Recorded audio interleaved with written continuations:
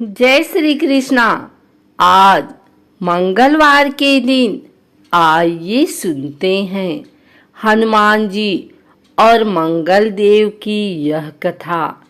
कुंडलपुर नामक एक नगर था। उसमें नंदा नामक एक ब्राह्मण रहता था।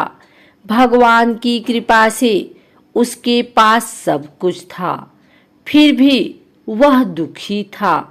इसका कारण यह था कि ब्राह्मण की स्त्री सुनंदा की कोई संतान न थी।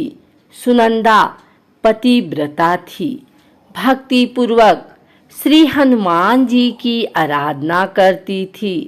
मंगलवार के दिन व्रत करके अंत में भोजन बनाकर हनुमान जी का भोग लगाने के बाद स्वयं भोजन करती थी। एक बार मंगलवार के दिन ब्राह्मणी गृह कार्य की अधिकता के कारण हनुमान जी को भोग न लगा सकी, तो इस पर उसे बहुत दुख हुआ। उसने कुछ भी नहीं खाया और अपने मन में प्रण किया कि अब तो अगले मंगलवार को ही हनुमान जी को भोग लगाकर अंजल ग्रहण करूंगी। ब्राह्मणी सुनंदा प्रतिदिन भोजन बनाती, श्रद्धापूर्वक पति को खिलाती, परंतु स्वयं भोजन नहीं करती और मन ही मन श्री हनुमान जी की आराधना करती थी।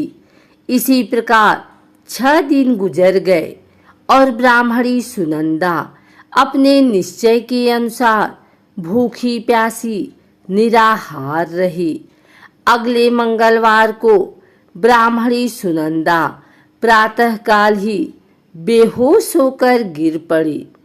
ब्राह्मणी सुनंदा की इस असीम भक्ति के प्रभाव से श्री हनुमान जी बहुत प्रसन्न हुए और प्रकट होकर बोले, सुनंदा, मैं तेरी भक्ति से बहुत प्रसन्न हूँ, तू उठ और वर मांग।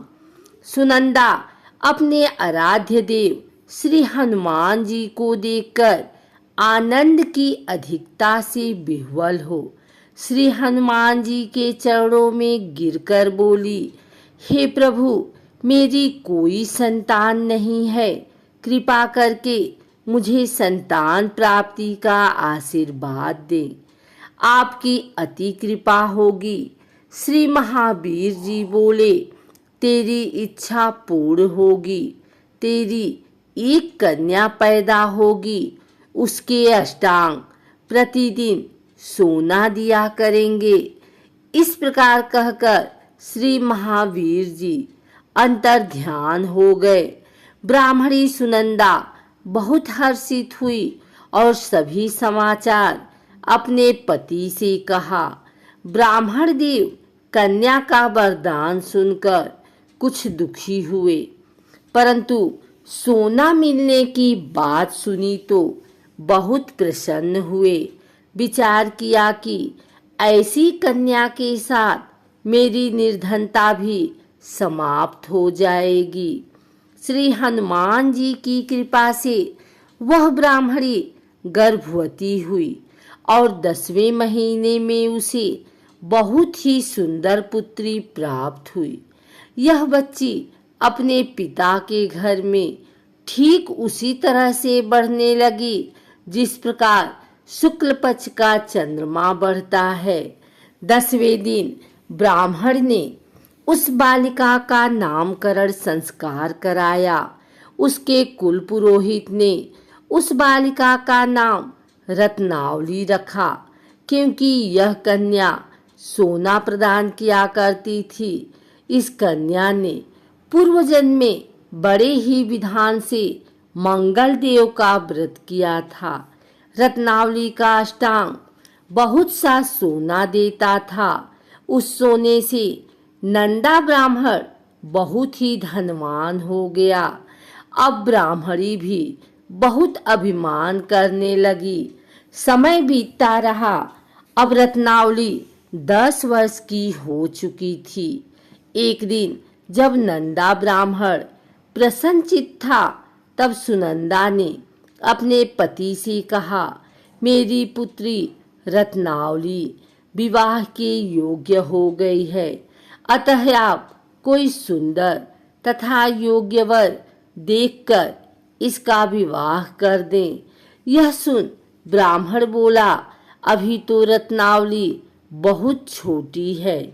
तब ब्राह्मणी बोली, शास्त्रों की आज्ञा है कि कन्या 8वें वर्ष में गौरी, 9 वर्ष में राहिणी, 10वें वर्ष में कन्या, इसके पश्चात रजस्वला हो जाती है। गौरी के दान से पाताल लोक की प्राप्ति होती है, राहिणी के दान से बैकुंठ लोक की प्राप्ति होती है, कन्या के दान से इंद्रलोक के सुखों की प्राप्ति होती है। अगर हे पति देव रजस्वला का दान किया जाता है तो घोर नरक की प्राप्ति होती है।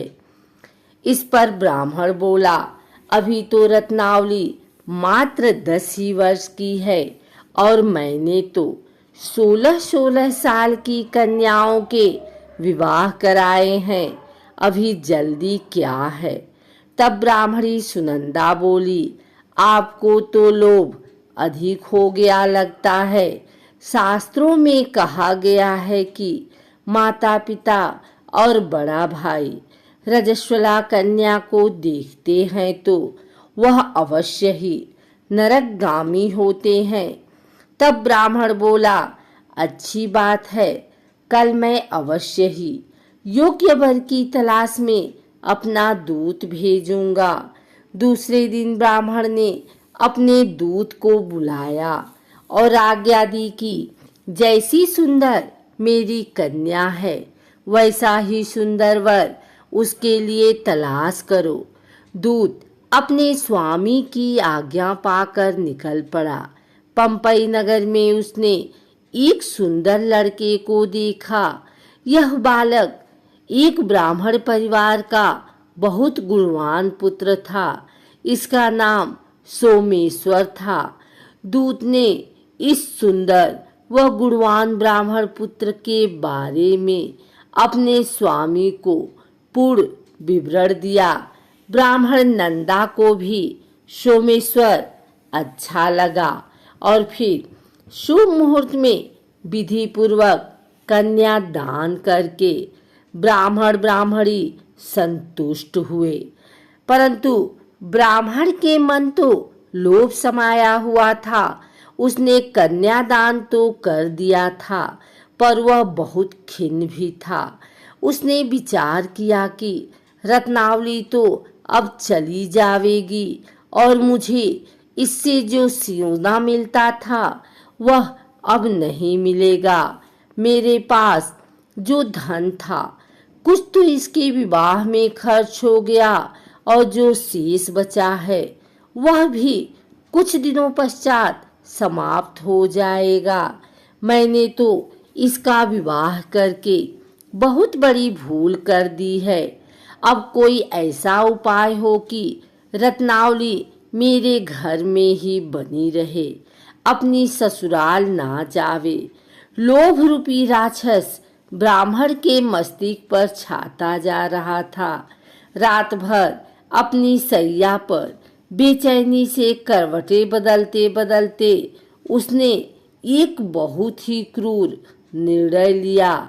उसने विचार किया कि अब रत्नावली को लेकर उसका पति सोमेश्वर अपने घर के लिए जाएगा तो वह मार्ग में छिपकर सोमेश्वर का वध कर देगा और अपनी लड़की को अपने घर ले आवेगा, जिससे नियमित रूप से उसे सोना भी मिलता रहेगा और समाज का कोई मनुष्य उसे दोष भी नहीं देगा। प्रातः काल हुआ तो नंदा और सुनंदा ने अपने जमाई तथा लड़की को बहुत सारा धन देकर विदा किया। सोमेश्वर अपनी पत्नी रत्नावली को लेकर ससुराल से अपने घर की तरफ चल दिया। ब्राह्मण सुनंदा महालोभ के वशीभूत हो अपनी मति खो चुका था। पाप पुण्य को उसे विचार न रहा। अपने भयानक व क्रूर निर्णय को कार्य रूप देने के लिए उसने अपने दूत को मार्ग में अपने जमाई का वध करने के लिए भेज दिया था, ताकि रत्नावली से प्राप्त होने वाला सोना उसे हमेशा मिलता रहे और वो कभी निर्धन न हो। ब्राह्मण के दूत ने अपने स्वामी की आज्ञा का पालन करते हुए उसके जमाई सोमेश्वर का मार्ग में ही वध कर दिया। समाचार प्राप्त कर ब्राह्मण नंदा मार्ग में पहुंचा और रुदन करती अपनी पुत्री रत्नावली से बोला, हे पुत्री, मार्ग में लुटेरों ने तेरे पति का वध कर दिया है। भगवान की इच्छा के आगे किसी का कोई वश नहीं चलता है। अब तू घर चल, वहां पर ही रहकर शेष जीवन व्यतीत करना। जो भाग्य में लिखा है वही होगा। अपने पति की अकाल मृत्यु से रत्नावली बहुत दुखी हुई। करुण क्रंदन व रुदन करते हुए अपने पिता से बोली, हे पिताजी, इस संसार में जिस स्त्री का पति नहीं है उसका जीना व्यर्थ है। मैं अपने पति के साथ ही अपने शरीर को जला दूंगी और सती होकर अपने इस जन्म को, माता पिता के नाम को तथा सास ससुर के यश को सार्थक करूंगी। ब्राह्मण नंदा अपनी पुत्री रत्नावली के वचनों को सुनकर बहुत दुखी हुआ। विचार करने लगा, मैंने व्यर्थ ही जमाई वध का पाप अपने सिर लिया। रत्नावली तो उसके पीछे अपने प्राण तक देने को तैयार है। मेरा तो दोनों तरफ से मरण हो गया। धन तो अब मिलेगा नहीं। जमाई वध के पाप के फलस्वरूप यम यातना भी भुगतनी पड़ेगी। यह सोचकर वह बहुत खिन्न हुआ। सोमेश्वर की चिता बनाई गई। रत्नावली सती होने की इच्छा से अपने पति का सिर अपनी गोदी में रखकर चिता में बैठ गई। जैसे ही सोमेश्वर की चिता को अग्नि लगाई गई, वैसे ही प्रसन्न हो मंगलदेव वहां प्रकट हुए और बोले, हे रत्नावली, मैं तेरी पति भक्ति से बहुत प्रसन्न हूँ, तू वर मांग। रत्नावली ने अपने पति का जीवन दान मांगा। तब मंगलदेव बोले, रत्नावली, तेरा पति अजर अमर है, यह महाविद्यवान भी होगा और इसके अतिरिक्त तेरी जो इच्छा हो वर मांग। तब रत्नावली बोली, हे ग्रहों के स्वामी, यदि आप मुझ पर प्रसन्न हैं तो मुझे यह वरदान दीजिए कि जो भी मनुष्य मंगलवार के दिन प्रातःकाल लाल पुष्प, लाल चंदन से पूजा करके आपका स्मरण करे, उसको रोग व्याधि न हो, स्वजनों का कभी वियोग न हो, सर्प, अग्नि तथा शत्रुओं का भय न रहे। जो स्त्री मंगलवार का व्रत करे वह कभी विधवा न हो। मंगलदेव तथास्तु कहकर अंतर ध्यान हो गए। सोमेश्वर मंगलदेव की कृपा से जीवित हो उठा।